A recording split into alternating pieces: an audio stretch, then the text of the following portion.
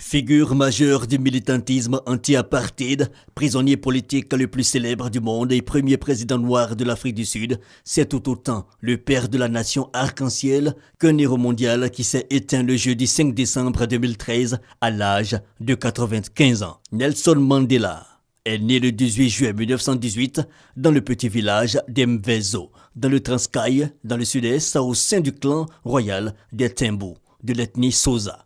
Son père l'avait appelé Rolihlahla, qui signifie en Xhosa « fauteur de troubles ». Mandela va très vite montrer son aptitude à la rébellion. Il poursuit ses études à l'université de Fort Hare dans le sud, jusqu'au moment où il est exclu pour cause de conflits sur l'élection de représentants d'étudiants.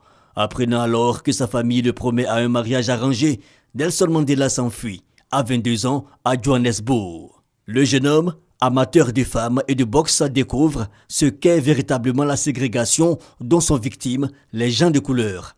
Il y rencontre le militant anti-apartheid Walter Sisulu, qui devient son mentor et le fait entrer en 1944 au Congrès national africain, ANC. En juin 1961, il fonde la branche armée de l'ANC, Umkhonto we Sizwe, le fer de lance de la nation en zoulou. Il sillonne l'Afrique du Sud, va chercher du soutien auprès des pays frères en Afrique et dans le bloc soviétique en changeant régulièrement de point de chute et de couverture. Les premiers attentats à la bombe, très artisanaux, sont perpétrés à Durban, à Port Elizabeth et Johannesburg à la fin de l'année 1961. Il vise surtout des centrales électriques et des centres de délivrance de laissez-passer aux Noirs.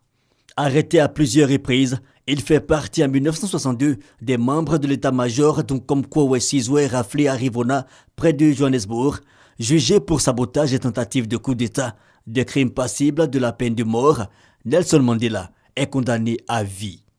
Il passe 18 de ses 27 années de prison dans le bagne de Robben Island, une petite île au large du Cap. Soumis à un régime de détention draconien, Nelson Mandela ne répond plus qu'au matricule 4666-4. Son nom, son visage sont bannis d'Afrique du Sud.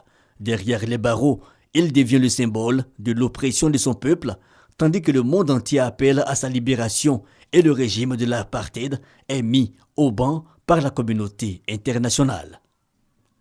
Il sera libéré le 11 février 1990. Il prône désormais la non-violence. L'Afrique du Sud menace alors de sombrer dans les règlements de compte et la guerre civile, mais celui qui a appris en prison à comprendre ses adversaires, à leur pardonner et à travailler avec eux, parvient à éviter le pire. Avec son ennemi d'hier, le dernier président de l'apartheid, Frédéric de Klerk, il réussit à s'entendre pour organiser les premières élections démocratiques multiraciales le 27 avril 1994. Pour avoir ainsi su dépasser leur antagonisme et mener leur pays à la réconciliation, les deux hommes partageront le prix Nobel de la paix en 1993. Nelson Mandela, Madiba, we salute you.